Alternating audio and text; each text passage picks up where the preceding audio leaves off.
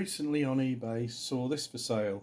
It's a 10-foot container made out of a Bachmann 30-foot container which has had the two ends chopped off as shown in the yellow area. Now that's probably a bit of an expensive way of doing things, so I reckon I can 3D print some of them. I took a reference photograph of each end of the Bachmann container. First off is actually to draw a foot.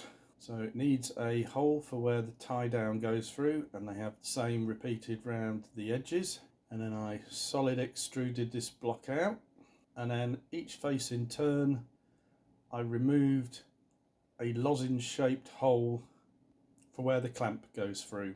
And of course every container has 4 of these at each end, so we just mirror that across at the right distance apart, and we know the height of a container from measuring the Bachmann one, and we can start creating a copy of the end. Start with the top beam of the door, then 2 sides, and then within that I'm going to put a solid end and then a little threshold step at the bottom, and then pull that out to create an slightly expressed door. Now on the door, of course, we have locking bars and a central plate that overlaps.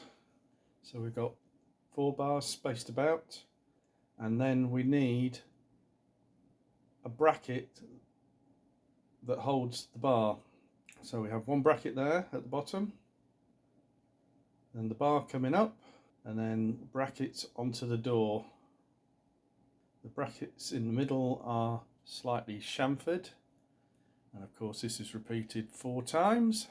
Then we have to start notching out the doorpost to put a hinge in. So we've got a notch, got a pin, got a larger diameter for the root of the hinge to go on. Behind that we put a block, 2 plates, 1 top and bottom, to create a stiffening bracket.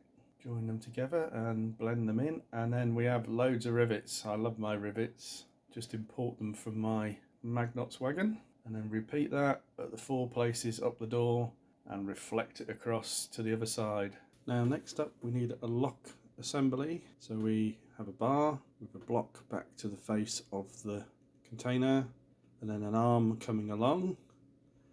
Blend the 2 together, put a hasp for it to close behind, down and back to the face of the container again. Join them together, blend them into one, and then it kind of has a scallop, so you can put a lock through on most of them. So notch that into the door and then repeat that across, and there you go, 4 bolt locking hasps on the end of the container.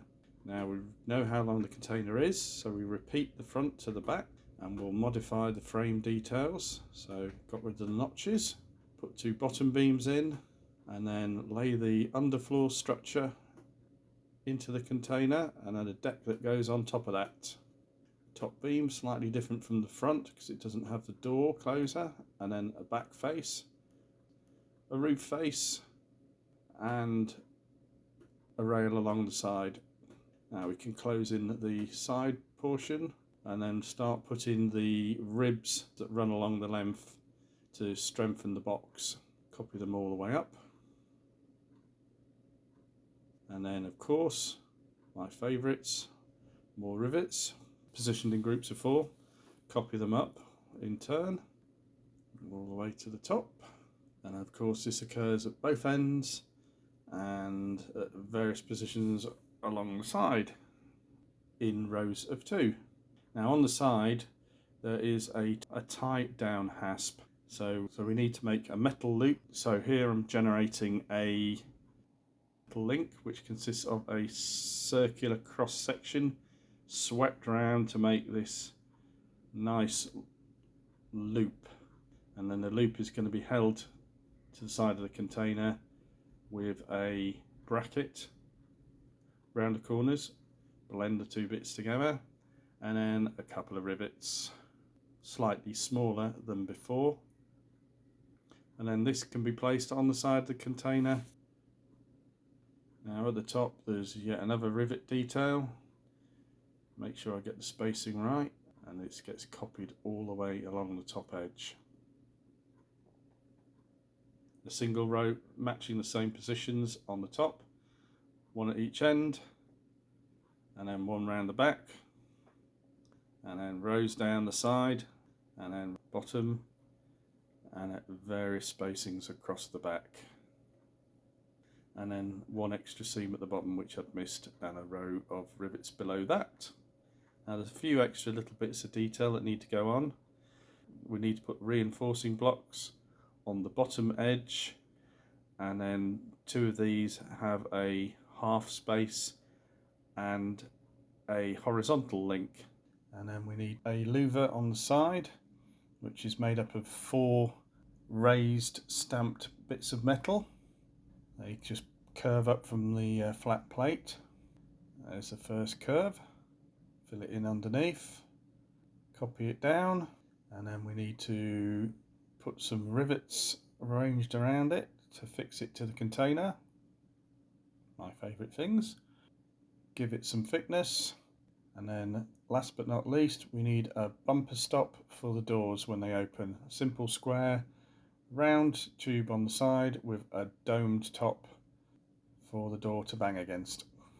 Right, place them on the side of the container and spin it around and have a look at it.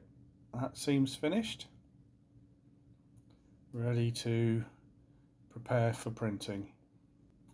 Right, next bit, take the bottom off. We're going to print that as a separate entity.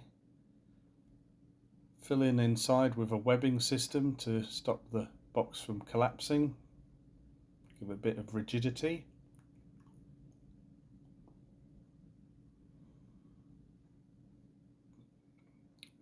Turn the base the right way up. And then add some custom support.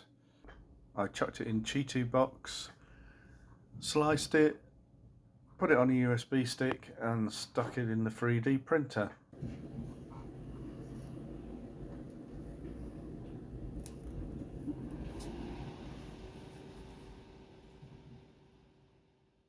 So while it was in the 3D printer, I set about editing the drawing to produce this less common roller shutter type.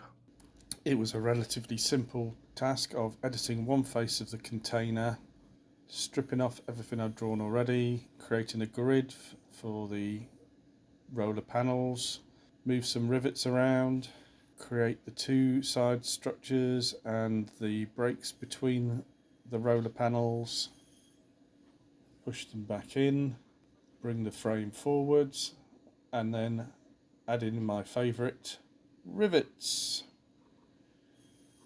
row upon row upon row. Next thing I needed to create was a door latch, which consists of a lever with a central turn point, a bar sticking down to latch it, a padlock hasp, a bracket that goes on the door for the padlock to go through with a hole in the middle when it's fitted. Put a nut in the middle of it. 4 more rivets ranged around the door, and then we place it on the door, make a small slot where it engages into, and that's the roller shutter version finished. So that one got processed in Cura as well,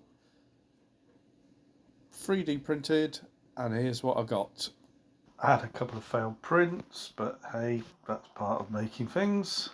Next part of the process was to paint them, so I colour matched the Bachmann containers as best I could and put the ready orange stripe all the ways round, bit of masking up involved. The easiest bit of them all was to purchase some Fox transfers, and they came with the numbers for the various containers, which I just soaked off in a bit of water and slid into the correct places. I'm not sure whether they're exactly the right numbers to have on this size of container, but they're as good as I could get. Here they are finished on the flat wagons with a little bit of weathering just to take the edge off the paint. And now the best thing to do is to play with them and run them. So here we go.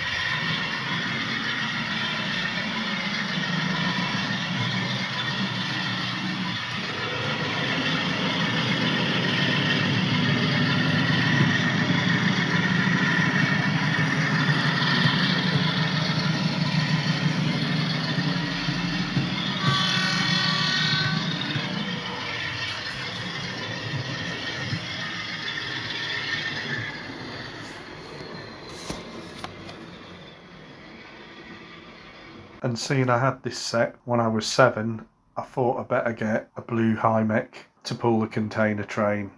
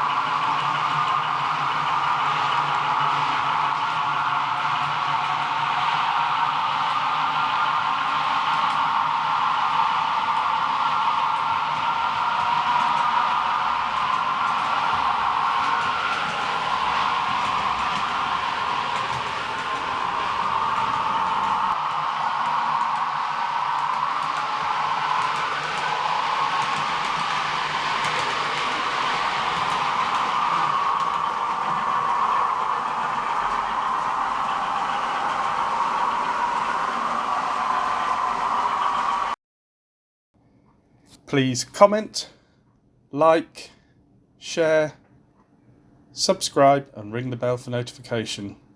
See you next time.